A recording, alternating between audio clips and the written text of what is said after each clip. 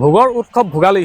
এই ভোগালী বিহুলৈ মাজত মাত্ৰ কেইটামান দিন, যিহেতু সমগ্ৰ ৰাজ্যৰ বিভিন্ন প্ৰান্তত আমি দেখা পাইছোঁ যে বিভিন্ন আৰ্হিত ভেলাঘৰ নিৰ্মাণ কৰিছে। কিন্তু ব্যতিক্ৰম নহয় বুলি ক'ব লাগিব শিৱসাগৰ জিলাৰ শিমলুগুৰিৰ যি বালি মিচিং গাঁও, ইয়াত মই য'ত উপস্থিত হৈ আছোঁ, ইয়াত ডেকা গাভৰু হওক বা যিসমূহ যুৱক যুৱতী আছে তেখেতলোকে লগতে জীয়ৰী বোৱাৰী সকলোৱে লগ লাগি এই মুহূৰ্তত বৰ্তমান সময়ত মই য'ত যি স্থানত উপস্থিত হৈছোঁ ইয়াত দেখা পাইছে এটা সুন্দৰভাৱে তেখেতলোকে ভেলাঘৰ নিৰ্মাণ কৰিছে বুলি ক'বলৈ।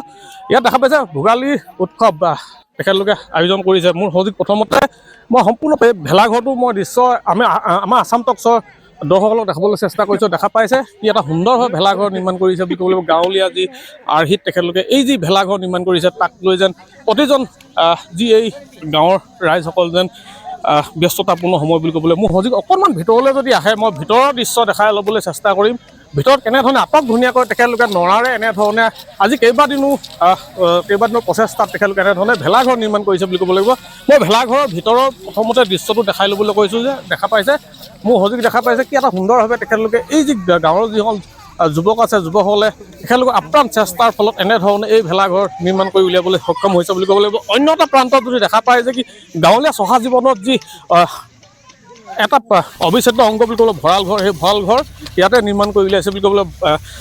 যিহেতু নৰাৰে তেখেতলোকে বাঁহ আৰু নৰাৰে ইয়াতে নিৰ্মাণ কৰিছে আৰু লগতে খেতিৰ লগত যিসমূহ অসমীয়া চহা জীৱনৰ লগত যিসমূহ জড়িত সা সঁজুলি নাঙলৰ পৰা জাপিলৈকে ইয়াতে তেখেতলোকে প্ৰদৰ্শন কৰিব। যিহেতু ভোগালী বিহুলৈ মাত্ৰ মাজত কেইটামান মুহূৰ্ত বাকী আছে, দিন আছে, সেই তাৰ আগমুহূৰ্তত এনেধৰণে তেখেতলোকে ব্যাপক প্ৰস্তুতি গঢ়ি তুলিছে বুলি এই মুহূৰ্তত মই ক'বলৈ। মূলত ইয়াত কেইবাগৰাকী মহিলা যিহেতু আছে তেখেতলোকৰ পৰা প্ৰথমতে জানিবলৈ চেষ্টা কৰিম। যিহেতু বাইদেউ মই আপোনাৰ ওচৰলৈ আহিছোঁ, কেনেকুৱা প্ৰস্তুতি কি কেনেধৰণে চলাই আছে আপোনালোকে যিহেতু ভোগালী বিহুৰ? ভোগালী বিহু ঘৰত চিৰা পিঠা সান্দহ এইবিলাক খোলা হ'ল আৰু তাৰপিছত এতিয়া আজি পিঠা পুৰিবলৈ প্ৰস্তুতি কৰি আছোঁ আৰু তিল দিয়া পিঠা। হয়, আলহী অতিথি আহিব, আপোনালোকে কেনেধৰণে আপ্যায়ন কৰিব আপোনালোকৰ গাঁৱৰ ফালৰ পৰা? গাঁৱৰ ফালৰ যেনে আলহী আহে তেনেকৈ চাহ জলপান খুৱাই পঠিয়াব লাগে, সেইবিলাকতো দিবই লাগিব আৰু লগতে এবিধ বস্তু পোৱা যায়, সেইবিধো খুৱাব লাগিব। ভোগালী লাও পানী ৰহি হয় বনাইছোঁ, নবনালে কেনেকৈ ভোগালী বিহুটো ভোগ কৰিম বাৰু? ভোগৰ উৎসৱ ভোগালীটো ভোগ কৰিবই লাগিব। আপোনালোকৰ সমগ্ৰ গাঁওবাসীয়ে সকলোৱে একেলগে ইয়াত সহযোগ কৰিছেনে? কৰিছোঁ। ধন্যবাদ জনাইছোঁ আপোনাক। বাইদেউ মই আপোনাকো লগ পাইছোঁ আজি, যিহেতু আহিছোঁ আমি দেখা পাইছোঁ যে আপোনাক এটা সুন্দৰভাৱে ভেলাঘৰ এটা নিৰ্মাণ কৰিছে। ডেকাসকলে বহুত দিন কষ্ট কৰিছে, এই কষ্টৰ ফল সদায় মিঠা বুলি ক'ব লাগিব। যিহেতু ভোগৰ উৎসৱ ভোগালী, তেনে ক্ষেত্ৰত আপোনাৰ কিবা ক'বলগীয়া আছে? ভোগৰ চব ভোগালী এনেকৈ ভালেই লাগিছে, কিন্তু এইটো ভোগালী বিহু জুবিন দা বিহীন ভোগালী বিহু। সেই কথাতে মই সুধিবলৈ বিচাৰিছিলোঁ। আচলতে জুবিন দা বিহীন যিহেতু ভোগালী বিহু ইয়াতে উদযাপন কৰিবলৈ ওলাইছে, এটা বিষাদ আছেই নিশ্চয়। জুবিন দাৰ ন্যায় ক্ষেত্ৰত আপোনালোকে কিবা ক'ব বিচাৰিব গাঁৱৰ ফালৰ পৰা, আপোনাৰ গাঁৱৰ ফালৰ পৰা? গাঁৱৰ ফালৰ পৰা ন্যায় লাগে বুলিয়ে চবেইতো সেই বুলিয়ে ভাবি আছে, কিন্তু পোৱা নাই যে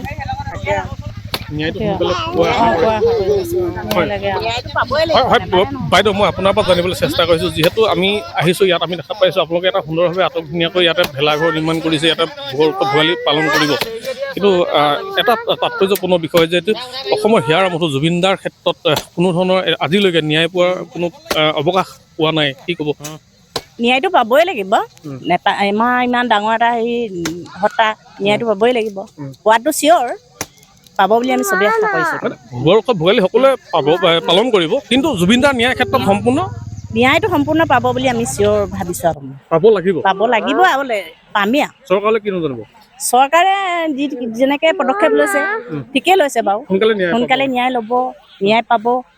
হেমন্ত বিশ্ব শৰ্মা ছাৰে যেনেকৈ ন্যায় দিম বুলি কথা দিছে, তেওঁ যেনেকৈ কথা দিছে তেনেকৈ চব কাম চলিয়ে গৈছে, এইটো চলি যাব বুলি আমি ভাবি থৈছোঁ। ধন্যবাদ জনাইছোঁ। আচলতে জুবিন দাৰ ন্যায়ৰ ক্ষেত্ৰত এই যিসমূহ গাঁৱৰ ৰাইজসকলো যেন আশা কৰে বুলি ক'বলৈ। মূলত আৰু কেইবাজনো যুৱক যিহেতু আছে, দাদা মই আপোনাৰ ওচৰলৈ আহিছোঁ। আজি আমি দেখা পাইছোঁ আপোনালোকে এটা সুন্দৰভাৱে আটক ধুনীয়াকৈ ভেলাঘৰ নিৰ্মাণ কৰিছে, লগতে এটা ভঁৰাল গৃহ নিৰ্মাণ কৰিছে। এটা অসমীয়াৰ যি বাপতিসাহোন ভোগালী বিহুক লৈ আপোনালোকৰ যথেষ্ট উৎসাহ উদ্দীপনা আমি দেখা পাইছোঁ। কেনেধৰণে প্ৰস্তুতি চলাইছে আৰু কি ক'ব?